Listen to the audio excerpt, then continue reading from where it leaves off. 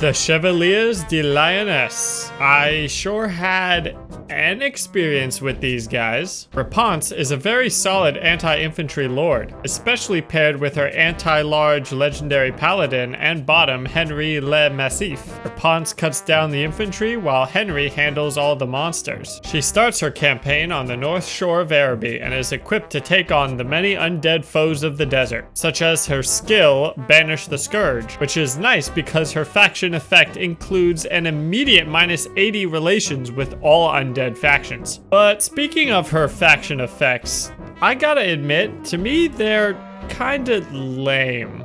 All the other lords seem to have something a bit more impactful to them. Like minus 50% for embedded heroes is clear that they want you to paladin spam, but I don't know. If only paladins were a little bit more interesting, spamming them would be cooler. While they do have the vow mechanic to boost them, they do kind of just function and play almost exactly as a captain of the empire, so they're not that unique in that aspect. I may be coming down fairly negative right away on these guys, but just because they fill the same role doesn't downplay the importance of that role. But for the Lord effects, +5 leadership and physical resistance for peasants is like spraying Febreze on a trash can. I guess it's technically better? Yeah, I don't know, guys. Maybe I am just being a bit of a downer. I don't usually play Bretonnia all that much, so someone with a bit more experience I'm sure can instantly prove me wrong. But regardless of her effects as a lord, Bretonnia as a race is actually extremely well suited for the desert maps because of how flat and open they are. It's perfect for cavalry-based armies to run circles around enemy infantry without them being able to catch up, and seeing how Tomb Kings and vampire counts are very infantry and chaff-heavy races, this tactic works really well for those capable of micromanaging lots of units all at once. Another thing to mention before I forget, Repanse has a faction mechanic that allows her to withstand 5 turns of desert attrition after entering and leaving a settlement by securing water supplies. I say before I forget because CA forgot to include this in the faction details screen. It's a pretty cool concept, ensuring you have a chance to stockpile supplies before venturing out into the desert to take on enemies. Except it doesn't work in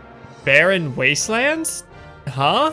Okay, I get they are technically 2 different environments. The issues they cause for people are the same: high temperatures and lack of freshwater access. So if I know I have the water because I can see it, and I know it can cause me to withstand high desert temperatures, then why doesn't it work for both? Come on, CA, chop chop. Make it make sense. A typical campaign should involve you capturing territory south into the bulk of the deserts of Khemri, fighting hordes of skeletons and vampires till probably turn 70. But for the campaign I played for this video, that didn't happen. On the campaign settings page, when normally starting the Immortal Empires run, I noticed a button I've never really considered before called Minor Faction Potential. Now, if you're like me, you may not have ever even given this initially unchecked option a second glance before, but this time it piqued my interest. Alright, I'll turn it on. What difference could it possibly make? After taking your starting province from the vampires, you don't have too many options of where to expand, either southeast or southwest. Seeing as Arca the Black is just southwest of you, and an obvious threat if left unattended, I chose to move around the mountains to secure the western coastline and quickly remove Archon from the map. Fighting the Tomb Kings as Bretonnia is really simple early, as all they have are access to the free skeleton units, which are completely incapable of catching up to your early cavalry. And since the AI will target the highest value units, you can leave your infantry line to go hide somewhere while the entire army runs in circles trying to catch up to you. This technique is very easy under the right circumstances, yet involves a high level of micromanagement to do right. So if you're not great at it, this is a pretty good way to practice. All you need to do is run around them and try to separate a single unit from the rest before charging them repeatedly to break them. Taking out Archon, however, may have been a mistake, as it allowed Volkmar to clean sweep the other Tomb Kings somehow and basically lock away the entire rest of the desert, which is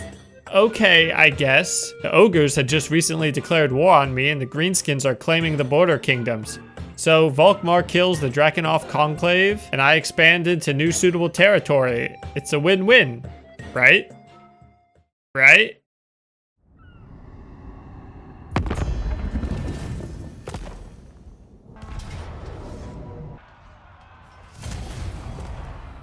Are you fucking kidding me? And I literally just did the quest battle where I need to save your asses from the Tomb Kings. And this is how you repay me? If anyone belongs in that goddamn book, it's you!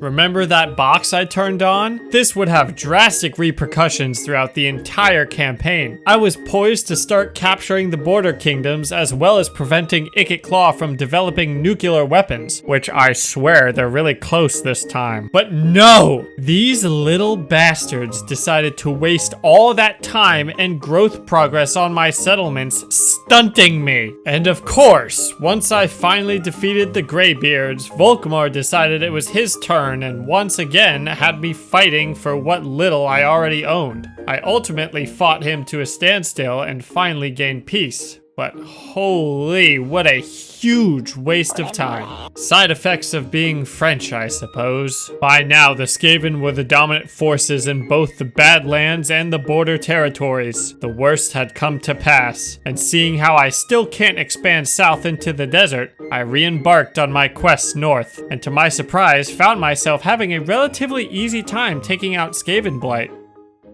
But there was something wrong. Ikit's strength had barely shifted, as if he didn't even care about his capital. And with his army seemingly non-present in the area... No. Don't tell me. He couldn't have. Once again, Bretonnia and its people called out for a savior, and once again the humble peasant girl from Lyonesse will ride to its aid, not against the undead foes which she set out to cleanse, but from the guy who I promise I will make a video of. After I hit a certain milestone, of course.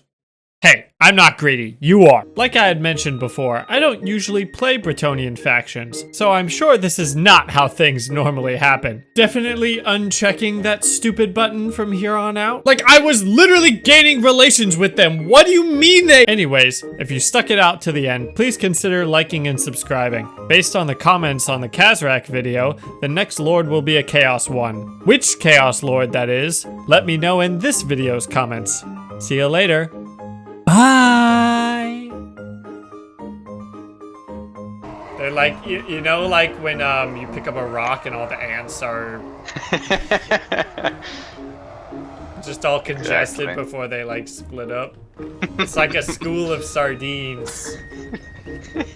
It's the scene from Finding Nemo where all the fish like shapeshift. Yeah, they make a big arrow.